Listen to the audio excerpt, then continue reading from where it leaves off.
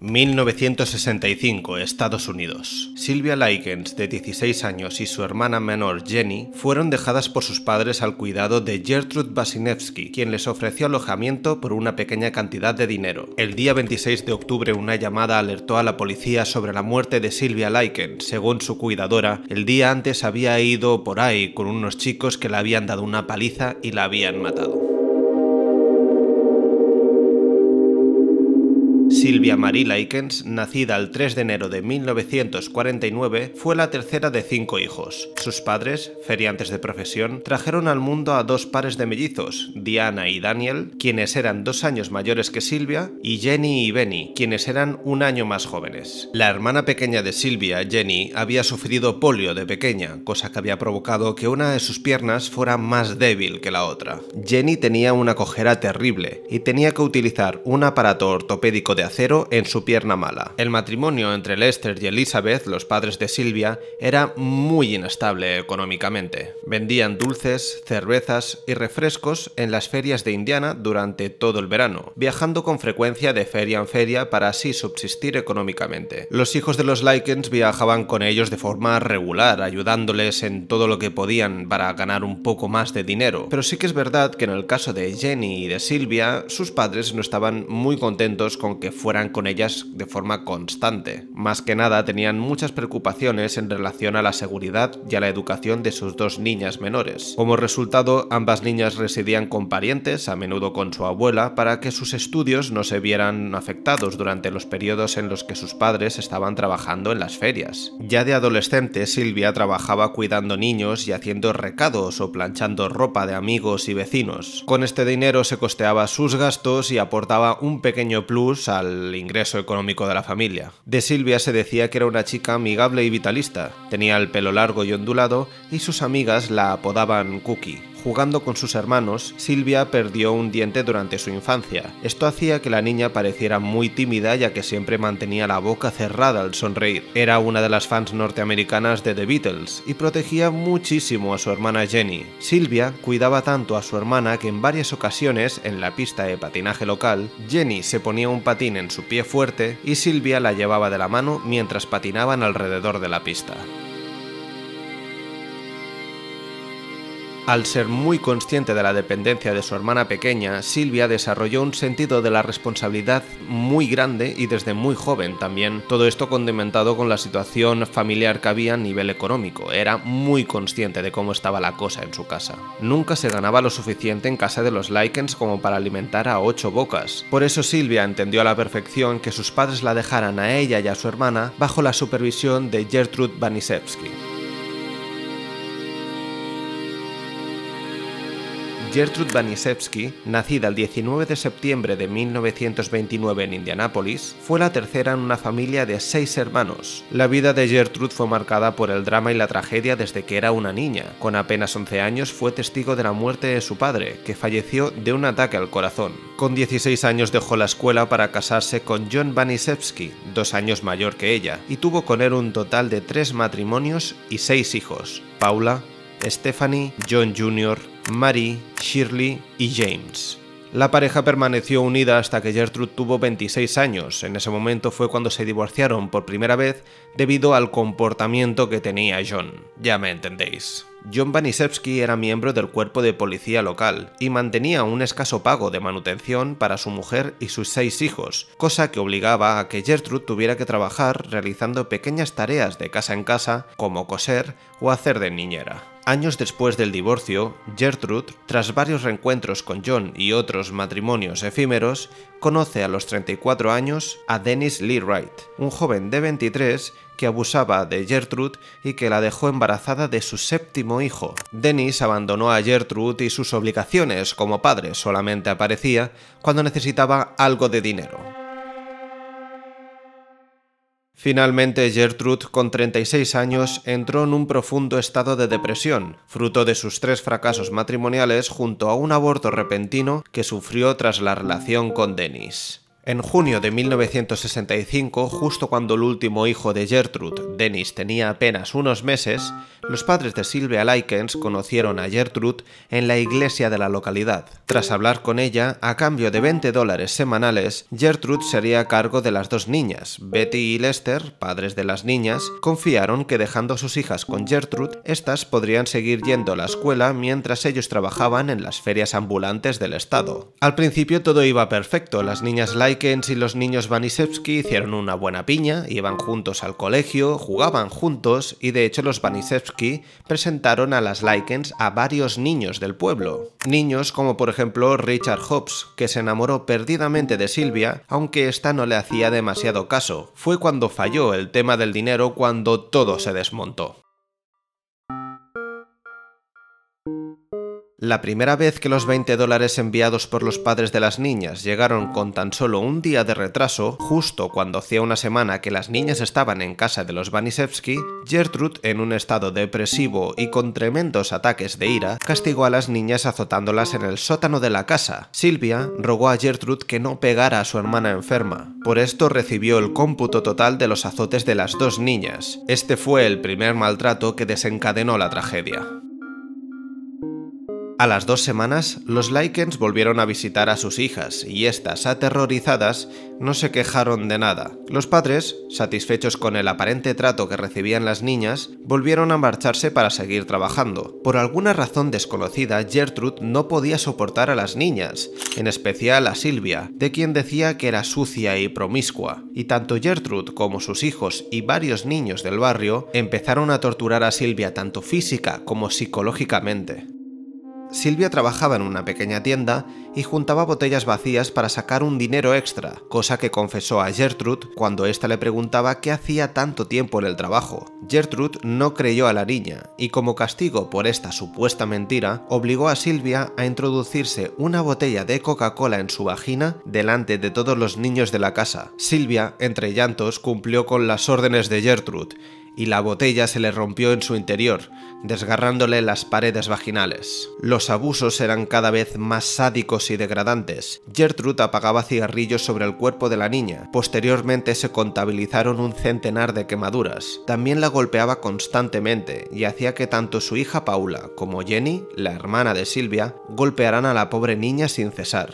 Otra de sus hijas, Stephanie, junto a su novio Coy Hubbard, arrojaron a Sylvia escaleras abajo hacia el sótano, dejándola inconsciente durante 2 días. Además, Hubbard aprovechó su impunidad para lanzar a Sylvia por los aires sobre un colchón, aunque muchas veces la joven caía sobre el suelo de cemento. La comunidad también permaneció impasible ante lo que seguramente se comentaba en el barrio. El reverendo Roy Julian pasó a saludar a Gertrude ya que estaba muy preocupado por su estado de salud y por todos los niños que tenía a su cargo. El padre de uno de los compañeros de las niñas, Michael John Moore, avisó al colegio de que Sylvia tenía heridas por todo el cuerpo. Una enfermera de salud pública, la señora Sander, contactó con Gertrude y ésta le dijo que Sylvia Likens era una prostituta y que estaba corrompiendo a sus hijos. Todas esas personas se compadecieron de la situación de Vanisevsky y no se implicaron nunca más en lo que ocurría en esa casa. Los abusos físicos de Gertrude y sus compinches se complementaban con insultos, vejaciones y periodos muy extensos de hambruna, ya que Gertrude no alimentaba correctamente a Sylvia, solo le daba algo de agua, galletas saladas y algunas sobras. En más de una ocasión, Gertrude y su hijo menor, John Jr., tomaban los excrementos del más pequeño de la casa, de Dennis, para introducírselos a la joven en la boca. Además, John, aprovechando su situación de poder, a menudo bajaba al sótano con un bol de sopa y tentaba a Sylvia, mojándose los dedos para así ofrecérselos. La niña, muy desnutrida y deshidratada, evidentemente intentaba lamerle los dedos a John, pero este retiraba rápidamente las manos. Además, los Vanisevsky sumergían de forma muy recurrente a Sylvia en baños de agua demasiado caliente. El dolor debía ser tal que Sylvia acabó desmayándose una de estas veces y fue sacada de la bañera por el pelo. En algún momento Silvia ya no pudo más y dejó de resistirse a sus castigos, que seguían increciendo. Gertrude le arrancó la blusa y los pantalones cortos que llevaba y la dejó en ropa interior hasta el mes de octubre. Durante semanas siguieron las torturas: patadas, puñetazos, pisotones, quemaduras con cigarrillos, estrangulamientos, y también siguió la mala prensa hacia Silvia. Gertrude fue por el barrio difamando a Silvia de forma constante. Decía que era una prostituta, junto a una carta escrita por la misma Silvia, bajo coacciones, que decía exactamente lo mismo. Además, comentaba de forma muy libre que la había enviado a un reformatorio de Indiana, ya que era incontrolable. Los vecinos que vivían al lado de la casa de la señora Vanissevsky oían gritos, lamentos, gemidos y golpes de forma recurrente, pero no hicieron nada al respecto porque pensaron que era mejor no meterse en problemas ajenos. Las semanas fueron avanzando y sobre el mes de octubre, tras casi 4 meses de tortura, Silvia intentó huir. Silvia escuchó cómo Gertrude estaba tramando una forma de deshacerse del cuerpo de la niña. Cuando Gertrude la cazó intentando huir, volvió a encerrarla en el sótano, tirándola de nuevo por las escaleras. Silvia fue brutalmente castigada y su hermana Jennifer fue obligada a bofetearle la cara hasta que quedara completamente roja. Las torturas fueron siguiendo constantemente y muchos jóvenes del barrio fueron implicados en todas estas vejaciones a Silvia. Gertrude encontró una forma de sacarle rédito económico a todo lo que estaba sucediendo. Empezó a cobrar 5 centavos a cada niño del barrio por quedarse a solas con la joven para continuar así con los abusos. Los chicos del barrio la mordían, la besaban, la acosaban, la intimidaban y la violaban. Los hijos de Gertrude, ella misma y Richard Hobbs, un joven de la comunidad, escribieron sobre el estómago de Silvia con una aguja al rojo vivo: «Soy una prostituta y estoy orgullosa de ello». Esto lo hicieron justo después de que Gertrude obligase a Silvia a escribir una carta a sus padres comentando que tanto ella como su hermana estaban muy bien en casa de los Vanissevsky. ¿Qué harás ahora, Silvia? Ahora ya no podrás mostrarte desnuda ante ningún hombre sin que te vea la marca. Ahora ya nunca podrás casarte. Para Gertrude, el mayor de los castigos, más allá de las torturas, de las palizas y de las vejaciones, era hacer que Silvia nunca pudiera casarse, que siempre estuviera sola. Esa tarde, Coy Hubbard volvió a atarla a las escaleras del sótano y le golpeó la cabeza varias veces con una barra de cortina, dejándola inconsciente. Ese mismo día, Paula Vasinevsky le dio a Silvia un tratamiento especial. Le pasó sal por todas sus heridas. A finales de octubre, el día 26 para ser más precisos, Silvia estaba dormida en el sótano. Gertrude ordenó a su hija Stephanie y a Richard Hobbs que le tirasen a Silvia una balda de agua ardiendo para que despertara. Tras empapar a Silvia, los jóvenes se dieron cuenta que la niña ya estaba muerta. Richard Hobbs llamó a la policía y cuando estos llegaron, preguntaron qué es lo que había pasado. Silvia presentaba un estado de desnutrición muy avanzado. Hedía muchísimo por la falta de higiene, y las heridas que vieron los oficiales en el cuerpo de la niña no eran para nada normales. Gertrude explicó a los agentes que unos vándalos le habían hecho todo eso y que sus hijos la habían encontrado en la calle y la trajeron a casa. Jenny Likens, la hermana de Silvia, no pudo aguantar y les dijo a los agentes: «Por favor, sáquenme de aquí y les contaré todo». Gertrude, sus hijos y varios jóvenes del barrio fueron arrestados por la policía. Silvia Likens murió de una fuerte hemorragia cerebral, shock circulatorio e inanición. A día de hoy sigue siendo el peor caso de abuso físico de la historia del estado de Indiana.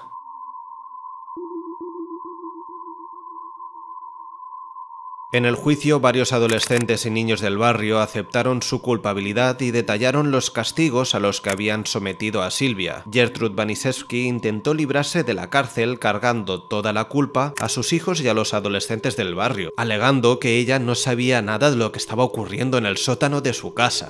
Finalmente la balanza se decantó en su contra, ya que todos los niños y Jenny Likens declararon lo mismo. Gertrude era la que alentaba la tortura y participaba en ella. Todos los jóvenes que pasaron por ese sótano participaron de forma activa en la tortura hacia Silvia. Muchos se iban solo a ver qué sucedía para, finalmente, sumarse a humillar, violar o maltratar a la joven. Cuando el fiscal les preguntó por qué maltrataron a Silvia y no la intentaron ayudar, todos contestaron lo mismo: «No lo sé, señor». Absolutamente nadie supo justificar su actitud. El juicio contra Gertrude, sus hijos Coy Hubbard y Richard Hobbs se saldó con varias sentencias. Paula Wanisewski, con 17 años, fue condenada a cadena perpetua por el asesinato en segundo grado, aunque obtuvo la condicional en el 73, tras pasar solo 7 años en la cárcel. Ese mismo año, o durante el juicio, dependiendo de las fuentes consultadas, Paula tuvo una hija a la que llamó Gertrude y se cambió su nombre a Paula Peace. Con el paso del tiempo se convirtió en profesora hasta que con 64 años alguien la reconoció como una de las principales artífices del horrible crimen de Indianápolis. Las quejas de los estudiantes provocaron que tuviera que abandonar la escuela en la que trabajaba en Iowa y que su identidad dejase de estar oculta. John Wanisewski Jr. fue sentenciado a 21 años de cárcel. Con 13 años de edad fue el preso más joven del reformatorio de la historia de Indiana y tras cumplir su condena se cambió el nombre a John Blake y se convirtió en pastor laico. A Stephanie Wanisewski, que fue quien arrojó a Sylvia junto a Coy Hubbard causándole la hemorragia cerebral, se le consideró cómplice de asesinato y cumplió 12 meses en prisión. Coy Hubbard, con 15 años, fue considerado culpable de homicidio premeditado y lo sentenciaron a 21 años de cárcel. De ahí en adelante se convirtió en un habitual de las prisiones y las cárceles del condado. Richard Hobbs, también de 15 años, fue condenado a un reformatorio del que salió a los 17 para morir 4 años después de un cáncer de pulmón. Gertrude Wanisewski fue condenada a cadena perpetua como responsable del asesinato en primer grado de Sylvia Likens. Tras permanecer solo 20 años en prisión, obtuvo la condicional en el 85 y se cambió el nombre a Nadine Van Fossan, mudándose a Iowa, donde murió en junio de 1990 de un cáncer de pulmón. Antes de fallecer, aceptó la integridad de la culpa y la responsabilidad del asesinato de Sylvia Likens. Tras la muerte de Gertrude, Jenny Likens, la hermana superviviente de Sylvia, declaró que sus padres siempre fueron unos buenos padres. Su único error fue confiar en Gertrude Wanisewski. En la actualidad, desde el año 2001, un monumento de granito en la comisaría de Indianápolis, entregado por parte del actor y director Ivan Rogers, que durante el asesinato vivía en Indianápolis y tenía 11 años, recuerda el calvario que puede llegar a vivir alguien en silencio y de manera tan inocente. El monumento de granito en memoria de Sylvia Likens reza al final de su inscripción: "Déjenlos pasar, pues son los bienvenidos". Sobre esta horripilante historia se han elaborado dos películas: The Girl Next Door, inspirada a la vez en la novela de Jack Ketchum, y An American Crime, ambas películas del año 2007. La trama de The Girl Next Door narra la historia desde el punto de vista de David Moran, un personaje inspirado en la figura de Richard Hobbs, el joven que se enamoró de Sylvia. La película arranca con un accidente de tráfico en el que David rescata y reanima a un hombre que ha sido atropellado. Esa situación le traslada al momento de la muerte de Sylvia, que en la película se llama Meg, y consecuentemente a toda la situación vivida en la casa de los Wanisewski, que en esta propuesta se llaman los Chandler. The Girl Next Door, dirigida por Gregory M. Wilson, suaviza y adapta la historia real vivida en Indianápolis y hasta cierto punto romanticiza la relación entre David y la víctima. La película no hace demasiada justicia al caso real y modifica la historia hasta el punto en el que el personaje de Ruth Chandler, Gertrude Wanisewski en el caso real, muere al final de la película junto a Meg, Sylvia, a manos del protagonista. Además, la tremenda flexibilidad en la trama hace que la película se quede en un plano muy superficial, ignorando todo el posible impacto social que podía adquirir el metraje y obviando todo el devenir judicial que conllevó el caso real. Personalmente considero que la película es flojísima y pone bastante en evidencia a Stephen King, que declaró que la película es el film más impactante que he visto desde Henry, retrato de un asesino en serie. Si eres fácilmente perturbable, no deberías ver esta película.